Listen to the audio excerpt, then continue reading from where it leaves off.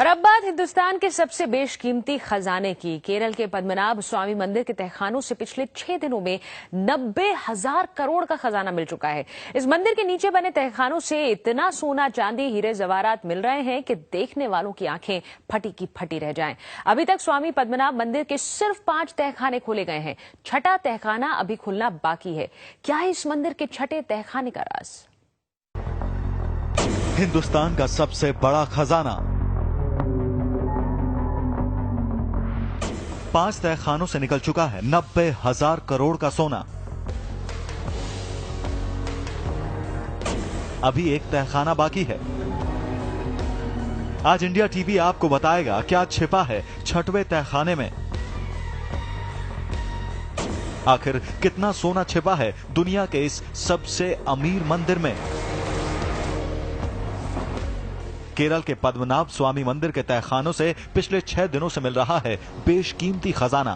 इस अकूत खजाने में हीरे, मोती, माणिक, पन्ना, सोना, सोने के हार, अति दुर्लभ प्रतिमाएं, सिक्के समेत कई बेशकीमती चीजें शामिल हैं। मंदिर से अब तक 90,000 करोड़ का खजाना मिल चुका है। इस मंदिर में 6 तहखाने हैं। तहखाना ए, बी, सी, डी, ई और एफ।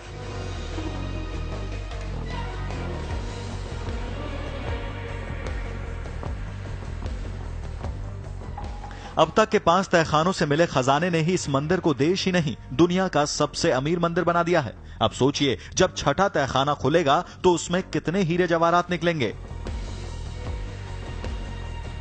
माना जा रहा है कि तहखाना एफ जब खुलेगा तो मंदिर का ये खजाना 1 लाख करोड़ के आंकड़े को भी पार कर देगा।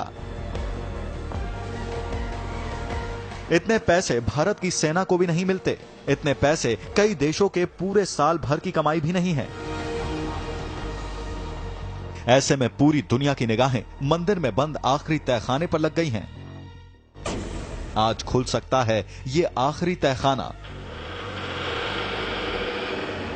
और इसके साथ ही सामने होगा इस मंदिर के खजाने का पूरा सच। श्री पद्मनाभ स्वामी मंदिर के तहखानों से जो खजाना निकल रहा है उसे देखने वालों की आंखें चुंधियाने लगी हैं। इतना खजाना पहले कभी किसी ने नहीं देखा था। आखिर ऐसा क्या है इस मंदिर के तहखाने में? कौन सी बेशकीमती चीजें शामिल हैं इस खजाने में? श्री पद्मनाभ स्वामी मंदिर के तहखाने में मिले खजाने को देखकर आंखें फटी की फटी रह जाएंगी। इतना सोना कि देखने वालों की आंखें चौंधिया जाएं। हम आपको बताते हैं इस मंदिर के नीचे बने तहखाने से क्या क्या मिल रहा है। मंदिर के तहखाने से मिली है 3.5 फीट लंबी भगवान विष्णु की मूर्ति। सोने से बनी इस मूर्ति में हीरे जवाहरात जड़े हुए हैं। इतनी भव्य मूर्ति पहले किसी ने नहीं देखी थी। यहां भगवान विष्णु की 1 फीट की मूर्ति और भगवान कृष्ण की 5 किलो सोने की बनी मूर्ति भी मिली है। इन तहखानों में मिले हैं सोने की छड़ें और हीरे जवाहरात से भरे 70 बोरे और 7 बक्से। सोने का 18 फीट लंबा हार जो भगवान को चढ़ाया जाता है, 10 किलो सोने का एक नेकलेस, 1000 सोने की जंजीरें और 2-2 किलो के सोने के 4 हार, 3 सोने और हीरे जड़े मुकुट। इन तहखानों से इतने सोने के सिक्के मिले हैं कि गिनना मुश्किल हो जाए। 17 किलो सोने के सिक्के ईस्ट इंडिया कंपनी के समय के हैं। 14 किलो सोने के सिक्के त्रावणकोर साम्राज्य के टकसाल के बने हुए हैं। इस खजाने में राशि वाले 100 सिक्के नेपोलियन बोनापार्ट के समय के हैं। 5,000 करोड़ रुपए के सोने चांदी के बर्तन, सोने के छत्र, मशाले, छड़ें, राजदंडिका और राजदंड भी इन तहखानों से मिले हैं। इतना खजाना पहले कभी किसी ने नहीं देखा होगा। സ്വർണം വരുന്ന നിധിയുള്ള ഈ വെറും ഒരു അലമാര കല്ലറയ്ക്കുള്ളിൽ പൂട്ടിയിരിക്കുന്ന സുരക്ഷയില്ലാത്ത ഈ സ്വർണം സംരക്ഷിക്കാൻ വേണ്ടി കേരള പോലീസ് വരുമെന്ന് മെനഞ്ഞാന്ന് മുഖ്യമന്ത്രി പറയുകയും ഈ നിമിഷം വരെ പോലീസ് വന്നിട്ടില്ല। इस मंदिर में ए से लेकर एफ तक 6 तहखाने बने हैं। अभी तक 5 तहखाने खोले गए हैं। इनमें से जो खजाना मिला है उसकी कीमत 90,000 करोड़ से भी ज्यादा की बताई जा रही है। अभी एक और तहखाना खोला जाना बाकी है। और अब हम आपको दिखाएंगे आखिर इस खजाने की हकीकत क्या है, कहां से आया इस मंदिर में इतना खजाना। ब्रेक के बाद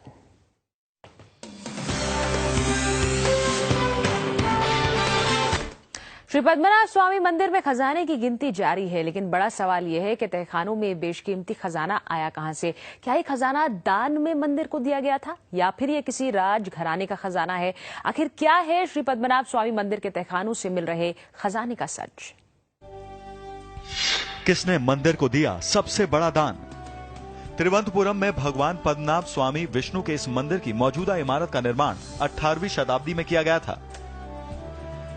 त्रावणकोर के राजा मार्तंड वर्मा ने इस मंदिर का निर्माण कराया था। इसके बाद राजा मार्तंड ने अपने राज्य त्रावणकोर को भगवान पद्मनाभ को समर्पित कर दिया और कहा कि वो उनके वंशज पद्मनाभ के दास के तौर पर काम करते रहेंगे। 8वीं शताब्दी में भी मंदिर का जिक्र। इस मंदिर का इतिहास 8वीं शताब्दी तक मिलता है। कहा जाता है कि इस मंदिर का जिक्र ब्रह्म, वायु, वराह और पद्म नाम के 4 पुराणों में मिलता है। 8वीं शताब्दी के कवि नम्माल्वर ने अपनी रचनाओं में इस मंदिर पर 4 श्लोक और 1 फलश्रुति की रचना की थी। द्रविड़ शैली में हुआ मंदिर का निर्माण। इस मंदिर का निर्माण राजा मार्तंड ने द्रविड़ वास्तुशिल्प शैली में 18वीं शताब्दी में करवाया था। हालांकि इस इमारत से पहले भी यहां मंदिर होने के जिक्र कई जगह मिले हैं। 6वीं से 9वीं शताब्दी के बीच नम्माल्वर के मध्यकालीन अभिलेखकों ने भी इस स्थान पर मंदिर जैसे किसी ढांचे के होने का जिक्र मिलता है।